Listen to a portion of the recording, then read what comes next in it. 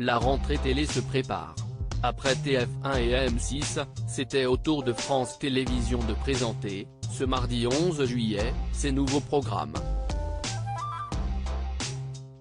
Et le moins que l'on puisse dire, si est qu'il y a du changement en termes d'incarnation.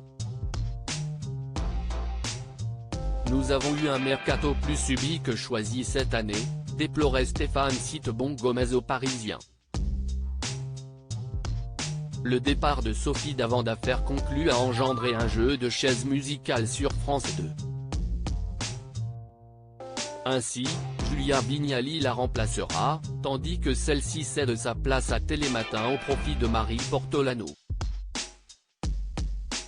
Néanmoins, Sophie d'Avant restera un visage du groupe public.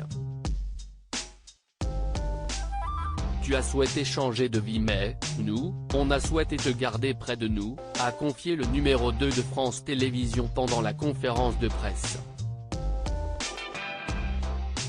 Ainsi, Sophie d'Avant donnera rendez-vous aux téléspectateurs de France 3 tous les dimanches après-midi dans Animaux et compagnie. Elle sera également toujours un visage des soirées de France 2 avec notamment le Téléthon et quelques épisodes d'affaires conclues. Si elle quitte tout le monde et veut prendre sa place, où elle sera remplacée par Jarry, Laurence Boccolini reste, elle aussi, une animatrice emblématique du service public. À la rentrée, elle incarnera notamment le grand concours des Français, le premier quiz qui ira à la rencontre des citoyens en métropole et en outre-mer.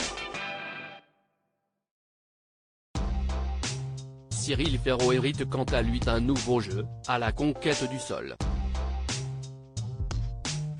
Outre Prodige et sa déclinaison pop, la boîte à secrets et évidemment ça commence aujourd'hui, Faustine Bollaert se voit confier un nouveau magazine conso témoignage.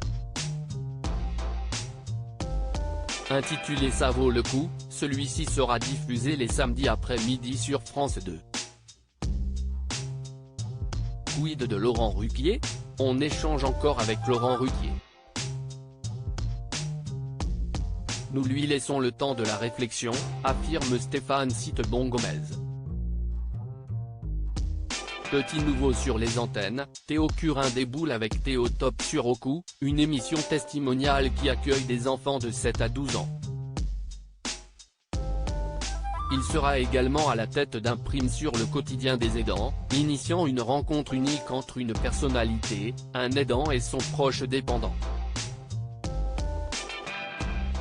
Julie de Bonas s'engage, Léa Salamé décroche un nouveau toc et Philippe Caverivière et Alex Vizorek font équipe. Autre nouvelle recrue, Aurélie Casse qui prend les commandes de Célébdo. Karim Rissouli décroche 2 émissions sur France 5, En Société, qui sera suivi de ses politiques animées par Thomas Negaroff, ainsi que En Terre opposée. Hugo Clément, lui, décroche l'animation de Nos grandes décisions, un magazine qui peut vraiment changer votre destin, mêlant témoignages, jeux et enjeux forts. Frédéric Lopez fera son retour en prime dans Notre vraie nature dans lequel il sera en quasi-autonomie et accompagné de personnalités. Les enjeux climatiques seront d'ailleurs mis en avant par le groupe public. Léa Salamé et Nagui animeront notamment Urgence Océan, tandis que Julie de Bonas et Perrine Cromarie engageront dans Résiste, les combattantes du climat. Les documentaires et fictions auront également la part belle sur France Télévisions à la rentrée. France 2 programmera d'ailleurs une soirée documentaire par semaine.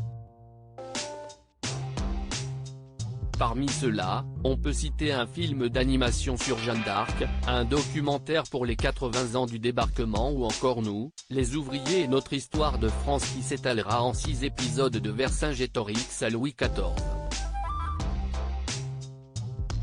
Côté fiction, France Télévisions s'intéressera notamment à la sorcellerie dans Les Filles du Feu, aux faits divers sur la disparition d'Agnès Leroux, avec Michel Larocque, et sur l'affaire du grêle et dans Insoupçonnable.